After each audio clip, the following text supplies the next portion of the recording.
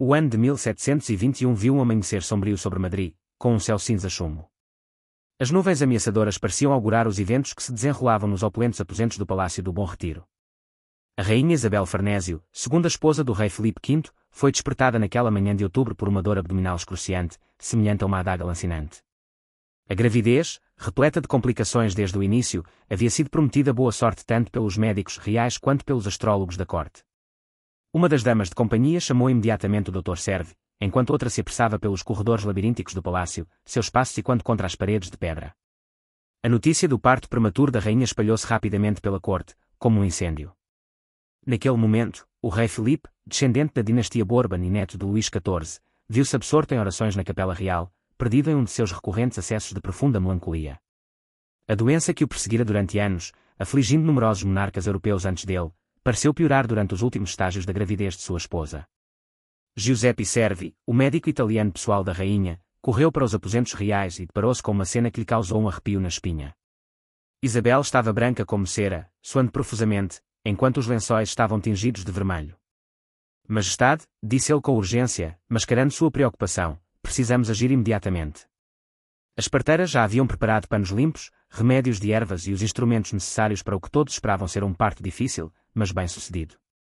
No entanto, as horas que se seguiram trouxeram uma tragédia inesperada. Em um canto da sala, Luísa de Orleans, uma prima real distante e uma das damas de companhia da rainha, assistia à cena com uma expressão indecifrável.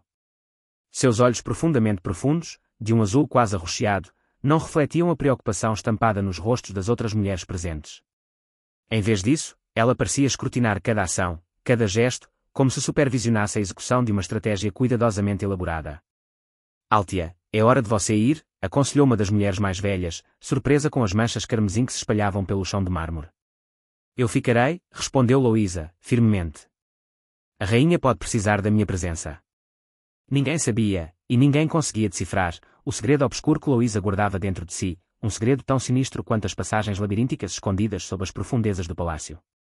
Um segredo impregnado por gerações passadas, agora prestes a se materializar da maneira mais aterrorizante. Isabel de Farnese gritou com uma intensidade que pareceu estremecer o próprio âmago do palácio. O Dr. Servi, já manchado de sangue, empalideceu ao ver algo peculiar. Ali estão duas cabeças, ele sussurrou, com a descrença nublando seus olhos. No entanto, eles permanecem unidos, seguiu-se uma pausa carregada de tensão, espessa o suficiente para ser cortada com uma lâmina. Luísa de Orleans avançou cautelosamente em direção à cama, seus passos medidos e quando no mármore. Ela murmurou a maldição quase inaudível, que só o médico conseguia discernir. O sangue sempre cobra seu preço. O Dr. Servi, ex-aluno das mais prestigiosas universidades italiana e francesa, nunca havia presenciado algo assim. Eram gêmeos, unidos pelo tronco, aparentemente compartilhando um único coração. Seus rostos idênticos e imaculados contrastavam fortemente com a deformidade compartilhada que os condenava. Eles não resistirão, previu o médico, enxugando a gota de suor da testa. E a rainha está com uma hemorragia excessiva. Enquanto os gritos angustiados de Isabel ecoavam pelos aposentos reais, o rei Filipe V ajoelhou-se na capela, alheio aos eventos tumultuosos que ocorriam a poucos metros de distância. Murmurando orações incoerentes, misturando latim e francês, ele implorou a um Deus que se acreditava abandonado há muito tempo. Um de seus conselheiros, do lado de fora do salão real, propôs: o rei deve ser notificado. O cardeal Albruni, o primeiro-ministro de confiança da rainha, objetou firmemente: agora não, o estado mental do rei é precário. Isso pode levá-lo ao limite. Dentro do aposento, Isabel de Farnese desmaiara.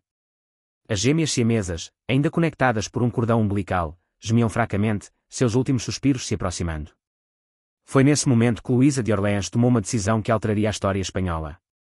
Com uma ação rápida, ela tirou de suas roupas um pequeno frasco de vidro contendo um líquido âmbar. Partiam todos, ordenou ela com uma autoridade inesperada, desconsiderando sua posição. Luísa e eu cuidávamos da rainha, e seu tom autoritário, semelhante ao poder que sustentou a casa de Habsburgo por séculos, incutiu obediência inquestionável nas damas e criados. Assim que a última criada saiu, Luísa se aproximou do médico italiano. O que estou lhe revelando, doutor, deve ser mantido em sigilo se deseja proteger sua vida e preservar o equilíbrio do reino, disse ela enquanto destampava o frasco. Esta poção tem sido o segredo bem guardado da realeza europeia por gerações. O médico cético, mas desesperado, observou Luísa pingar 3 gotas do líquido nos lábios pálidos da rainha e outras 3 na testa dos bebês siameses. Impossível, sussurrou Chervi momentos depois, enquanto a cor reaparecia nas bochechas de Isabel e o choro dos gêmeos se intensificava. Isso desafia a natureza. É um sacrifício pelo poder, respondeu Luísa com um sorriso enigmático. Sangue responde a sangue, doutor. Sangue gera sangue. Casamentos dentro de linhagens familiares mantinham poder em certas famílias, mas a natureza, em última análise, exige retribuição. Nos jardins do Buen Retiro, os céus finalmente se abriram, despejando chuva torrencial sobre Madrid. A corte interpretou esse evento como um presságio divino, sem saber que, nos aposentos reais, um milagre inexplicável e terrível estava acontecendo. Contra todas as previsões médicas e leis naturais, as gêmeas sobreviveram.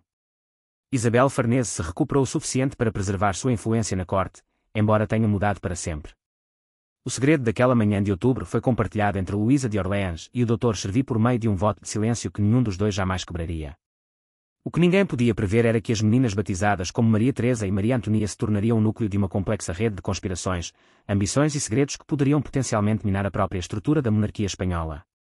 Em meio às sombras dos corredores do palácio, vozes ancestrais ecoavam repetidamente o mesmo aviso sinistro: o sangue cobrará seu preço.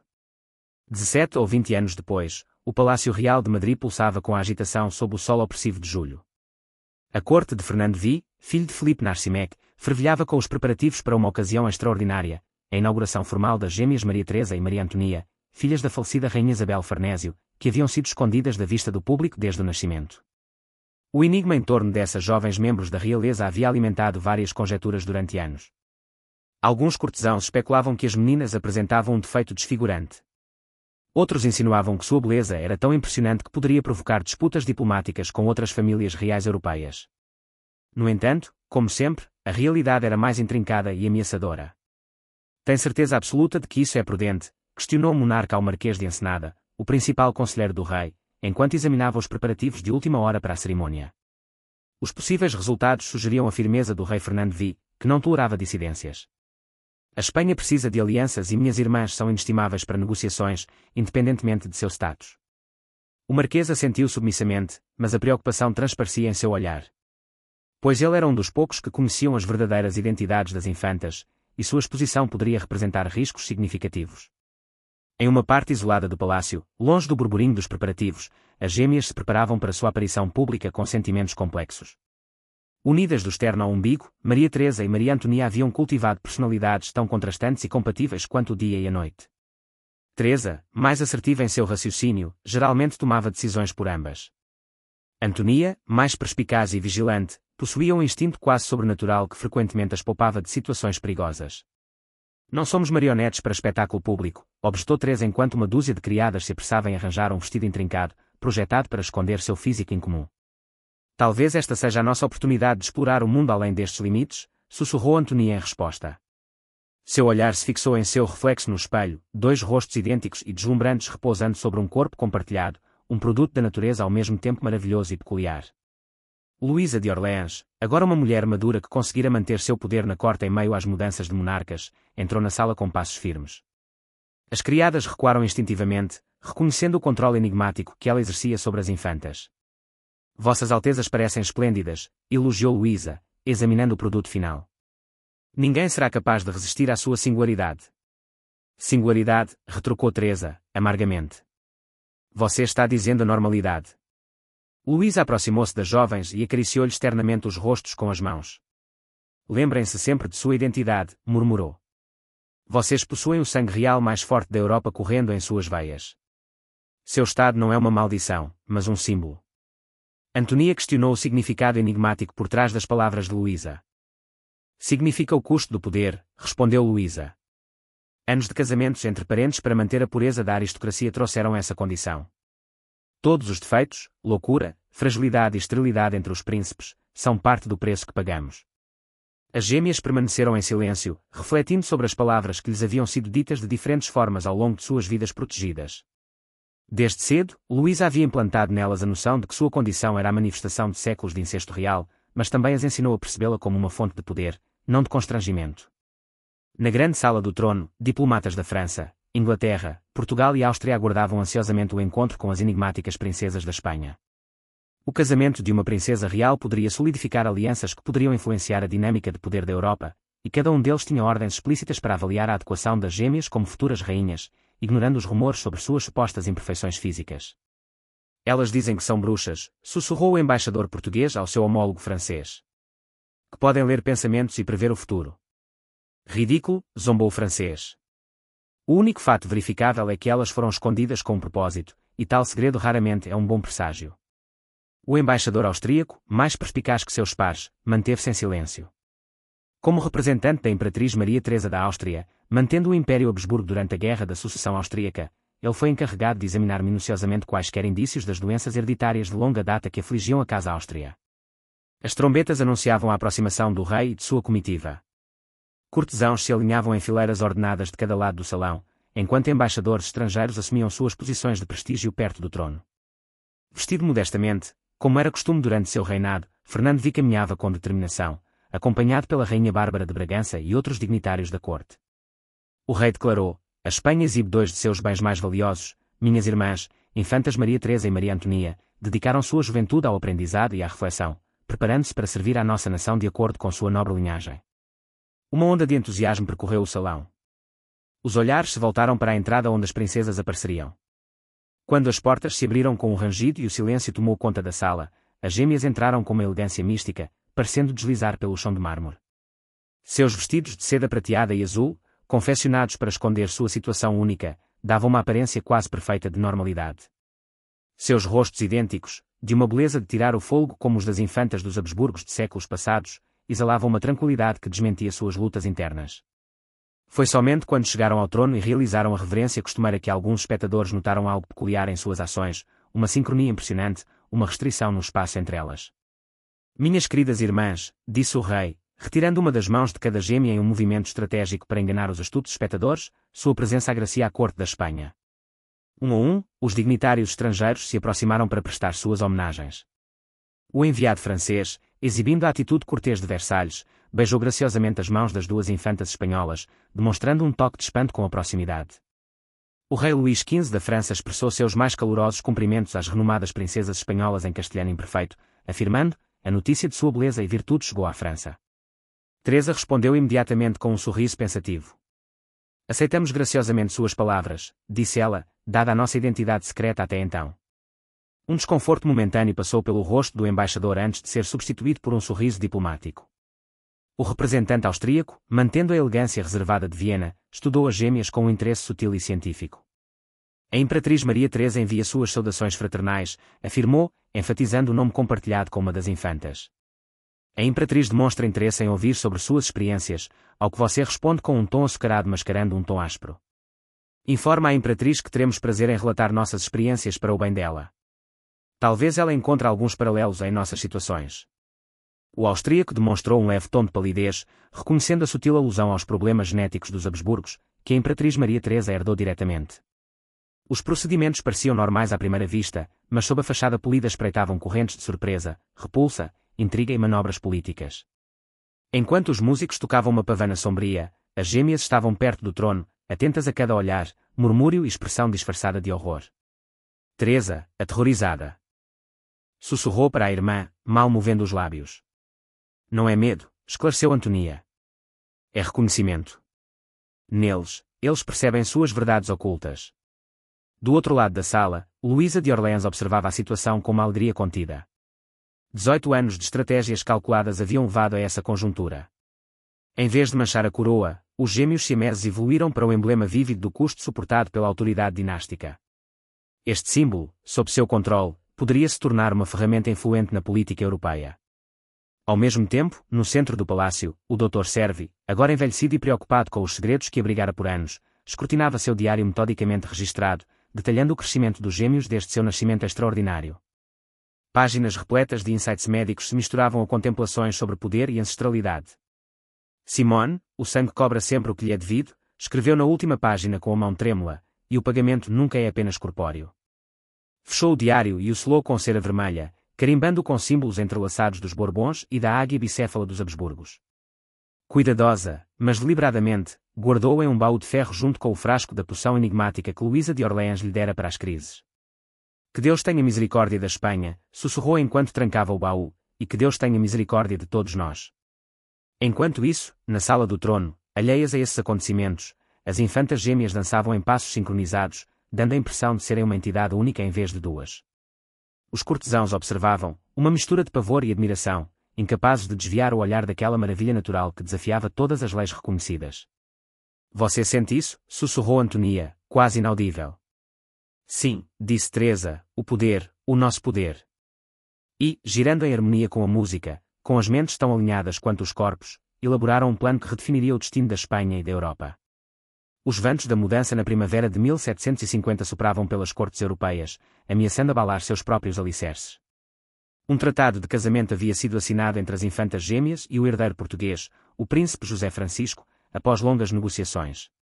Essa aliança sem precedentes entre potências ibéricas foi recebida com uma série de reações nas chancelarias de Paris, Londres e Viena, enquanto diplomatas e espiões tentavam compreender as consequências de um acordo tão surpreendente. Enquanto isso, Teresa e Antonia, em seus aposentos privados, recebiam os últimos ajustes em seus vestidos de noiva, uma maravilha do design têxtil destinada a camuflar e elevar suas circunstâncias. Você tem certeza de que José Francisco está pronto? Perguntou Antonia, falando sobre o príncipe português que em breve seria seu cônjuge. Teresa deu uma risadinha sem humor. Há meses o preparam, mostrando-lhe diagramas anatómicos, fornecendo laudos médicos e até convidando médicos de toda a Europa para elucidar nossa condição singular. No entanto, compreendê-la intelectualmente é trivial, afirmou Antonia. Aceitá-la emocionalmente, porém, é uma questão completamente diferente. Ele não tem opção, interrompeu Teresa com sua fria determinação habitual. O tratado contém cláusulas valiosas demais para Portugal. Além disso, eles precisam do nosso ouro americano tanto quanto nós precisamos do apoio deles contra a Inglaterra. A porta se abriu inesperadamente, revelando Luísa de Orleans. Em sua idade avançada, a dama ainda impunha a mesma presença de décadas antes, embora seus cabelos, antes escuros, estivessem agora inteiramente brancos. Vossas Altezas, apressem-se, declarou ela com a autoridade conferida por anos de serviço à coroa. O embaixador português trouxe a imagem formal do príncipe José Francisco. As gêmeas trocaram um breve olhar. Embora já tivessem visto miniaturas do futuro esposo, o retrato oficial representava mais um avanço em direção à realidade inevitável de seu destino. Então, como ele está? Perguntou Antonia, disfarçando sua apreensão. Luísa retribuiu com um sorriso enigmático. Extraordinariamente agradável, dado o histórico de parentesco dentro da casa de Bragança. Queixo distinto, mas não excessivamente. Olhos brilhantes, embora um pouco próximos.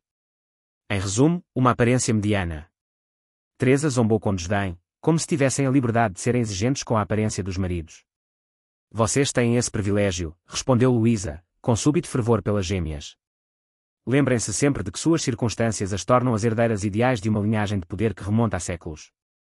Você personifica a materialização daquilo que o implacável desejo dinástico se preparou para perder. Assim que as criadas arrumaram seu vestido e partiram discretamente, deixando apenas as três mulheres, Luísa aproveitou o momento. Ela extraiu de seu traje um pequeno artefato envolto em seda preta e anunciou: já passou da hora de você ser informada de toda a verdade. Ao revelar o item, revelou-se uma moldura dourada contendo uma pintura em miniatura. Por décadas, seu pai manteve isso oculto por ordem explícita. As gêmeas examinaram a obra de arte com interesse crescente. Retratava uma mulher que tinha uma semelhança incrível com elas, mas havia uma diferença significativa: ela era uma única pessoa, sem nenhuma normalidade aparente. Quem é ela? Perguntou Antonia. Algo dentro dela já havia insinuado a resposta. Sua mãe, Luísa, respondeu ela. Não Isabela Farnese, como te fizeram acreditar, mas Maria Luísa Gabriela de Saboia, primeira esposa de Filipe de Bruffier e minha prima. A revelação surpreendeu os gêmeos como um raio. Inicialmente, Teresa expressou descrença. Maria Luísa faleceu em 1714, 7 anos inteiros antes do nosso nascimento. É o que a história convencional afirma, concordou Luísa. No entanto, a realidade é muito mais complexa. Maria Luísa não pereceu completamente. Através de uma antiga prática alquímica conhecida apenas por alguns poucos, seu corpo foi preservado. Antonia, que tendia a ser mais intuitiva, juntou as evidências mais rapidamente. O elixir, o mesmo que você utilizou para nos salvar ao nascermos, Luísa assentiu lentamente. O elixir de Paracelso, aperfeiçoado por médicos árabes durante a ocupação espanhola e secretamente transmitido por gerações da realeza europeia. Não concede vida eterna, mas pode interromper temporariamente funções vitais ou acelerar a cura em circunstâncias extremas. Você está sugerindo que nossa mãe biológica foi mantida em estado de suspensão por anos? Questionou Teresa, sua descrença gradualmente dando lugar a um horror atonito. Sim, exatamente 7 anos, confirmou Luísa. Atordoado com a aparente morte de Maria Luísa, Filipe V secretamente iniciou um procedimento. Após a ascensão de Isabel Farnésio ao trono, o experimento persistiu nas catacumbas do palácio sem o seu conhecimento. Em 1721, quando os médicos identificaram uma breve janela para a recuperação de Maria Luísa, Filipe orquestrou um último encontro com ela. Esse encontro resultou no nascimento de Antonia, cuja voz era apenas um leve sussurro. De fato. No entanto, o processo de suspensão havia mudado fundamentalmente a essência de Maria Luísa. A gravidez transcorreu de forma normal e, no parto, surgiram complicações. Àquela altura, Isabel Farnésio descobriu o segredo e concordou em ocultar a verdade, preservando a reputação do rei e a estabilidade do reino. As gêmeas ficaram atordoadas, confrontando uma verdade mais extraordinária do que qualquer invenção que já tivessem conhecido. Suas vidas inteiras foram tecidas em torno de falsidades, mas essa realidade superou até mesmo suas imaginações mais ousadas. Por que compartilhar essa notícia neste momento? Questionou Teresa por fim, pragmática mesmo em meio a revelações extraordinárias. Luísa escondeu delicadamente a bugiganga antes de responder. Porque você está se preparando para se casar, e seus descendentes podem herdar características peculiares. Você precisa compreender sua ancestralidade a fundo para protegê-los e prepará-los. As crianças Antonia ecoaram uma mistura de anseio e apreensão. Os médicos não têm a certeza se podemos procriar. Vocês vão, afirmou Luísa com uma segurança desconcertante. O elixir que corre em suas veias não só garante sua longevidade, mas também sua fertilidade. A questão não é se você vai conceber, mas o que você vai conceber. Enquanto isso, no salão do embaixador, alheio a essa discussão divina, Fernando V recebeu o emissário português com cerimônia adequada. O grande retrato do príncipe José Francisco, em tamanho real e envolto em ouro maciço, agora ocupava uma posição notável ao lado do trono. O embaixador mencionou a ânsia de Sua Alteza Real em conhecer as infantas pessoalmente, disse ele diplomaticamente. A notícia de sua situação singular despertou sua curiosidade científica. Minha irmã sempre foi atraída por peculiaridades naturais, respondeu o monarca, sorrindo secamente. Tenho fé que ele honrará minhas irmãs com o devido respeito e dignidade, condizentes com sua linhagem real. O embaixador assentiu brevemente, escondendo seus pensamentos. Naturalmente, Majestade. O príncipe está ciente do significado histórico desta aliança. O diplomata não revelou as consultas noturnas com médicos, anatomistas e até curandeiros das colônias brasileiras sobre os aspectos práticos do casamento de duas mulheres unidas como um só corpo. Ele também se manteve em silêncio sobre os rumores na corte de Lisboa sobre os potenciais descendentes de uma união tão singular. Ao mesmo tempo, na Biblioteca Real, o idoso doutor, após concluir suas anotações finais sobre as gêmeas infantas, Servi planejou enviá-las discretamente a um colega universitário em Pádua. Isso foi feito para evitar que décadas de conhecimento se perdessem após sua morte. Em seu texto, ele afirmou: as gêmeas sincronizaram-se mentalmente de uma maneira que transcende todo o entendimento científico. Com a mão trêmula, acrescentou, elas frequentemente terminam as frases uma da outra ou respondem simultaneamente a estímulos percebidos individualmente. O que é ainda mais extraordinário é a sua capacidade de abrigar pensamentos independentes enquanto vivenciam sensações físicas compartilhadas. Ponderando se revelaria suas descobertas mais controversas, Servi decidiu, por fim, que as gerações futuras deveriam ter a verdade completa. Determinei, escreveu ele, que as infantas não são meramente duas pessoas em um só corpo, mas uma única consciência que se manifesta em duas formas distintas. Teresa personifica o intelecto prático, enquanto Antonia representa a intuição empática. Uma entidade unida cheia das capacidades humanas comuns, de acordo com minhas hipóteses, descendentes futuros podem herdar não apenas anormalidades físicas, mas também proezas mentais inexploradas. Espero que a intervenção divina impeça que tal poder caia em mãos maliciosas, em meio à conspiração em segundo plano.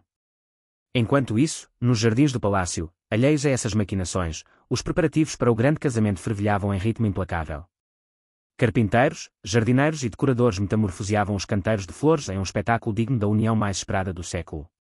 Do nascer do sol até tarde da noite, a agitação incessante de criados e artesãos persistia sob o olhar atento do Marquês de Ensenada, que supervisionava diligentemente cada detalhe para garantir a perfeição. O florista foi ordenado a alternar flores portuguesas com espanholas em cada arranjo, seguindo esboços aprovados pelo rei. Simboliza a fusão de dois tronos, e nenhum detalhe pode ser ignorado. Perto dali, sob a sombra de um cipreste centenário, dois homens discutiam em voz baixa. Os adversários diplomáticos da Europa, os embaixadores inglês e francês, encontraram uma perspectiva comum nas potenciais repercussões do casamento iminente. Se essa união resultar em herdeiros capazes, a estrutura de poder europeia poderá ser irrevogavelmente alterada. O inglês demonstrou pouca emoção, mas escondeu preocupação sob sua compostura. Uma Ibéria unificada, com acesso às riquezas do Novo Mundo e apoio francês, seria uma força formidável. Não se precipite em supor nosso apoio, retrucou o francês com um sorriso forçado. Luís XIV encara esses eventos com a mesma apreensão que seu Jorge II. As implicações dinásticas são preocupantes. Está falando de endogamia, questionou o inglês. Parece precipitado da parte de vocês, seus simplórios, fazerem julgamentos, respondeu o francês, abaixando ainda mais a voz. As especulações sobre o caráter autêntico da infanta. Nossas fontes sugerem algo além de uma mera condição física. Histórias sobre seus supostos poderes mentais extraordinários, folclore espanhol, inegavelmente. Você pode me esclarecer como se pode explicar que dois indivíduos fisicamente unidos desenvolvam personalidades tão díspares, porém harmoniosas, ou a alegação de que podem falar várias línguas simultaneamente. Há relatos confirmados de Teresa conversando em alemão enquanto Antonia responde a perguntas em italiano. O britânico silenciou, sua dúvida protestante em conflito com a realidade que testemunhara durante as interações formais com a infanta. No entanto, retomou após uma breve pausa, nossos soberanos nos instruíram a observar e registrar, não a nos intrometer. No momento, acrescentou o francês, com um brilho perspicaz nos olhos. Na grande sala do Conselho do Palácio, Fernando V reuniu seus ministros para discutir os últimos detalhes do tratado de casamento. O acordo, com mais de 200 páginas e redigido em espanhol, português e latim, continha disposições que abordavam uma variedade de possibilidades, desde a herança até a possibilidade de anulação.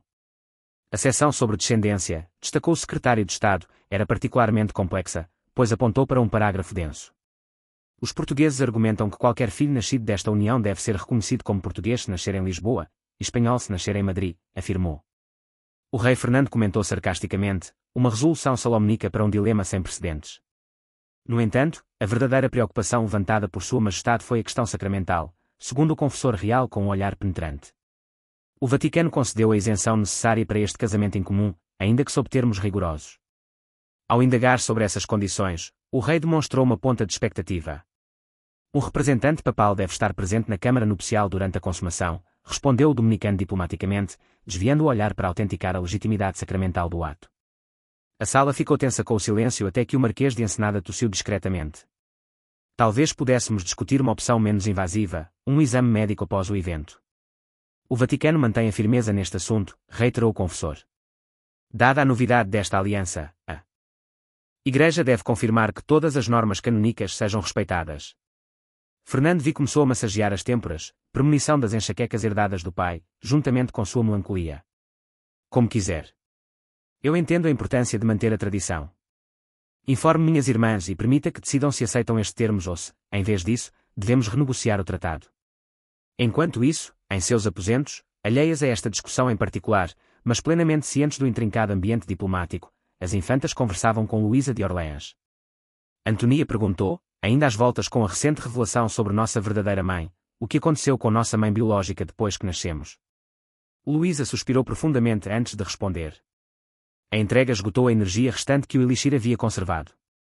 Maria Luísa Gabriela sobreviveu o suficiente para vê-lo e nomeá-lo, mas faleceu pouco depois, desta vez permanentemente, e nosso pai Teresa perguntou. Ele sabia sobre nós. Filipe o viu de relance no dia do seu nascimento, respondeu Luísa, com o rosto impassível. O impacto foi tão profundo que desencadeou uma de suas mais intensas crises de melancolia. Por várias semanas, ele permaneceu imóvel, proferindo frases incompreensíveis sobre o custo do sangue. Ao se recuperar, ele havia escolhido ou se esquecido da sua existência. Foi por isso que você nos criou, raciocinou Antonia, as peças do quebra-cabeça agora se encaixando. Não por lealdade a Isabel Farnese, mas como um dever para com sua prima, Maria Luísa. E como um dever para com o sangue que todos nós possuímos, acrescentou Luísa. O mesmo sangue que você agora deve passar para a coroa portuguesa. A pragmática Teresa então mudou a conversa para assuntos mais urgentes. Estaria o príncipe José Francisco realmente pronto para essa união, não apenas para a cerimônia pública, mas para o que se seguiria? Luísa deu um sorriso enigmático em resposta. O príncipe havia sido recentemente educado por especialistas, incluindo teólogos, médicos e cortesãos, que o ensinaram a satisfazer duas mentes em um só corpo. Antonia ficou profundamente vermelha enquanto Teresa mantinha a compostura, embora um leve rubor revelasse seu desconforto. Além disso, Luísa observou que o príncipe também tem sua característica única, embora menos evidente que a sua. Os gêmeos questionavam sincronicamente quando algo os cativava igualmente. Assim como você, José Francisco é descendente de casamentos interrelacionados. A família Bragança sustenta sua linhagem por meio de casamentos entre primos há séculos. No caso dele, a consequência não é física, mas sensorial. Chamam isso de avicado interno em Portugal, que significa visão interior ou clarividência. Teresa expressou ceticismo. No entanto, não é exatamente isso. É mais uma forma de empatia intensa que lhe permite perceber os pensamentos e sentimentos de seus parentes, um poder que se diz se fortalecer com a proximidade física. Os gêmeos compartilhavam um olhar significativo. A possibilidade de se casar com alguém que pudesse sentir seus pensamentos introduziu uma nova camada de complexidade em sua situação já intrincada. Por que você não nos informou sobre isso antes? Perguntou Teresa, com evidente irritação na voz. Luísa respondeu calmamente, verificando se suas fontes na corte portuguesa haviam confirmado os rumores apenas uma semana antes. Agora que tinha certeza, acreditava que essa característica o tornava o consorte ideal para Antonia. Antonia questionou o termo ideal, ao que Teresa respondeu invasivo ou conveniente, dependendo da interpretação. Luísa assentiu, satisfeita com a rápida adaptabilidade de Teresa às novas circunstâncias. Em essência, essa união não é apenas política, mas também evolutiva por natureza. Se vocês tiverem filhos juntos, eles poderão criar uma nova linhagem de governantes com habilidades incomparáveis. É verdade que Antonia moderou suas preocupações, sempre cautelosa com tais assuntos. No entanto, Luísa expressou absoluta confiança, garantindo a Antonia que ela seria capaz de conceber. Além disso, ela compartilhou que o Dr. Charvet confirmou que seus órgãos reprodutivos estavam totalmente funcionais e poderiam até mesmo lidar com múltiplas gestações de pais diferentes, embora neste caso, é claro, apenas um pai estivesse envolvido. A potencial implicação deixou as gêmeas momentaneamente sem palavras. Teresa finalmente quebrou o silêncio. Tudo isso faz parte de um grande plano que você vem executando há décadas, sugeriu. Luísa encarou o olhar intenso de Teresa sem piscar. Tudo se alinha com o grande projeto dinástico, minha querida. Durante séculos, as famílias reais da Europa têm manipulado linhagens em busca de preservar e aprimorar certas características. Às vezes, o custo foi alto, o maxilar dos Habsburgos, a hemofilia que aflige os descendentes de Vitória, a loucura dos Bourbons. Mas cada sacrifício era para um bem maior. E qual é esse objetivo? Perguntou Antonia suavemente. Luísa respondeu. Com fervor, como se estivesse falando de uma verdade religiosa. O desenvolvimento de uma linhagem real superior a toda a humanidade, assim como os humanos são para os macacos. Você é apenas o passo mais recente neste processo, o mais notável até agora, mas não o final. Antes que os gêmeos pudessem compreender a nova informação, a porta se abriu com um rangido, permitindo a entrada de uma criada que anunciou a entrada do confessor real. Após se curvar, o confessor de Vossa Alteza declarou que trazia uma mensagem sobre as condições estabelecidas pelo Papa para a legitimidade da cerimônia de casamento. Enquanto o confessor delineava as exigências papais, o rosto de Teresa endureceu, enquanto Antonia demonstrava crescente constrangimento. Luísa ouvia impassivelmente, mas um observador astuto conseguia detectar estratégia em seu olhar. Ao terminar, Teresa exclamou indignada: "Isso é inaceitável. Não seremos tratados como objetos de zoológico." A alternativa, retrucou o confessor friamente, era renunciar à bênção papal, o que tornaria o casamento inválido aos olhos da Igreja e de todas as cortes católicas europeias. Antonia propôs uma solução urgente, sempre a mediadora. Talvez se o observador fosse mulher ou imparcial, sugeriu ela. A Santa Sé mantém sua posição de que deve atuar como representante direta do Papa, afirmou firmemente o dominicano, um prelado de alto escalão. Luísa, que até então se mantivera calada, avançou. E se o observador fosse o núncio apostólico em Madrid? Sua Excelência, Monsenhor Henrico Henriquez, é conhecido por sua discrição e sensibilidade. O confessor ponderou a proposta. Poderia ser viável sob a condição de que o núncio consentisse com essa tarefa nada convencional. Eu cuido disso pessoalmente, propôs Luísa. Temos antecedentes familiares que podem ajudar nas discussões. Quando o confessor saiu, os gêmeos olharam para Luísa com curiosidade. Histórico familiar com o núncio? Perguntou Teresa, arqueando uma sobrancelha. Monsenhor Henriquez é primo em terceiro grau do meu falecido esposo, explicou Luísa enigmaticamente, e ele tem segredos que prefere manter ocultos. Deixe essa tarefa comigo. Nos dias seguintes, Madrid passou por mudanças com a chegada da delegação portuguesa. O príncipe José Francisco, de 25 anos, distintamente marcado pelo queixo de Bragança, mas esteticamente agradável, recebeu todas as honras costumeiras apropriadas à sua posição. Segundo a tradição, ele não teve permissão para conhecer suas futuras noivas até a noite anterior ao casamento, durante um breve encontro formal na presença de ambas as cortes. O instante em que o príncipe José Francisco viu os gêmeos ficou indelevelmente gravado na memória de todos. Ao contrário de muitos que tentavam esconder sua surpresa ou desgosto, o príncipe José Francisco demonstrou genuína intriga. Seus olhos azuis inusitadamente vívidos alternavam-se entre Teresa e Antonia, parecendo olhar além de seus rostos idênticos. Vossas Altezas são mais extraordinárias do que me foi dito, declarou ele com uma voz impassível. É indescritível ser escolhido como seu consorte. A honra é nossa, Alteza, respondeu Teresa com calculada formalidade. Antonia falou calorosamente, contrastando com a frieza da irmã.